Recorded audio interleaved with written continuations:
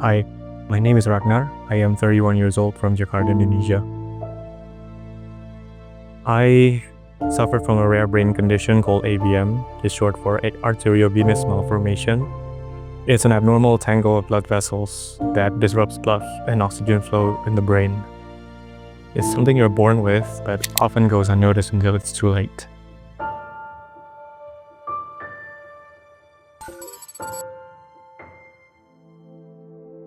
Unfortunately, I didn't have any warning signs. On April 26, 2020, I was 27 years old. I was on a routine Sunday morning motorbike ride to a meetup with a biker community in Kemayoran, Central Jakarta. Everything was fine until I wasn't. Suddenly, everything just went blank. I have no memory of the incident, but I was told I blacked out, crashed into a car, and I was rushed to the nearest hospital in the area.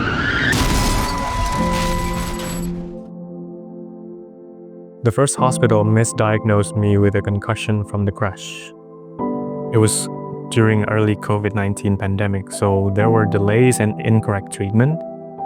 As my condition worsened, I was transferred to a second hospital where they discovered massive bleeding in my skull, the type usually seen in fatal head injuries. Finally, they identified my AVM, but by that time, I already suffered a lot of brain damage. I underwent 2 consecutive brain surgeries, spent 2 weeks in a coma, teetering on the brink of death. The neurosurgeon was unsure about my chances of survival, and even if I did, there's a chance I could have suffered irreversible brain damage and becoming vegetative. There were thoughts of just pulling the plug out of mercy, but my mother was not ready to give up on me.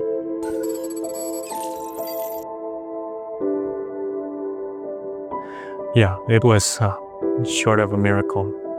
I mean, apart from a broken left clavicle, I have no other visible injuries, which was amazing considering my 120 horsepower Kawasaki Z900 motorbike that I was riding at the time was completely totaled.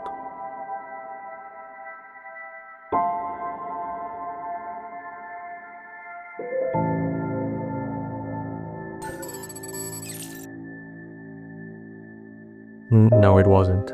I've always been health conscious. I ate well.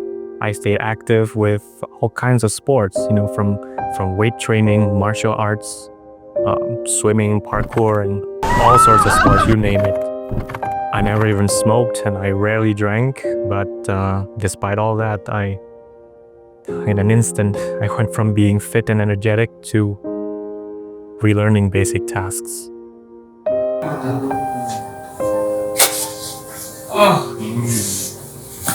Terus, tangannya pindah, ototnya putar.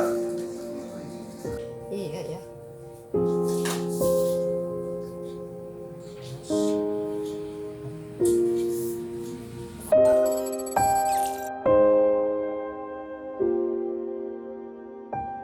For months, I was like a newborn.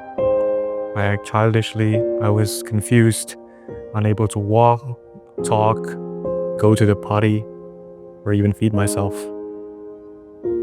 Slowly I regained awareness, but the scars from my head surgeries and the broken clavicle were constant reminders of my near-death experience.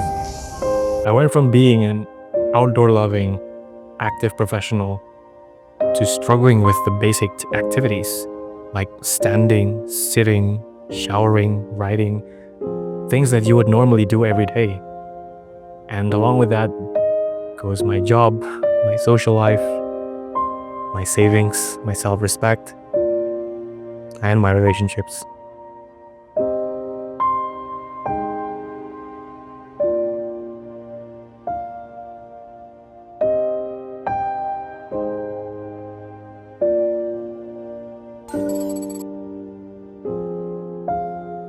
Yeah, it was incredibly difficult. 3 years of intensive physical therapy have restored some functions, some but not all. I still have some physical disabilities. And as time goes, progress is slowing, and I still battle with post-stroke depression or deep PSD, characterized by persistent sadness and the loss of interest in the things I once enjoy. It's just actually a common symptom of post-stroke patients.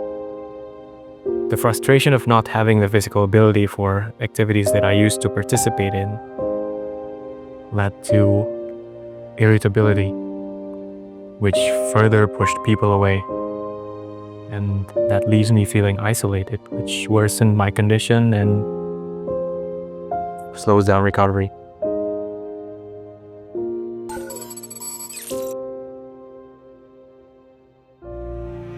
Yeah, many times.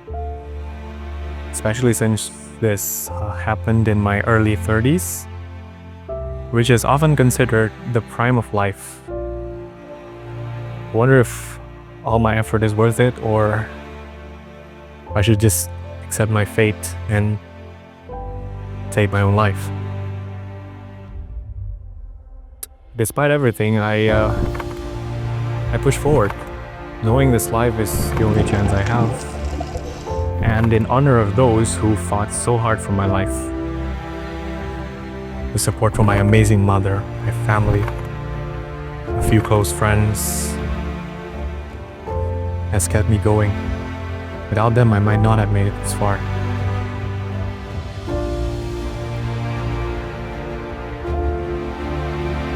To everyone who supported me throughout this journey, my mother, my family, my friends, doctors and physiotherapists, a few other really good people I cannot mention, I thank you from the bottom of my heart. Your belief in me has made all the difference.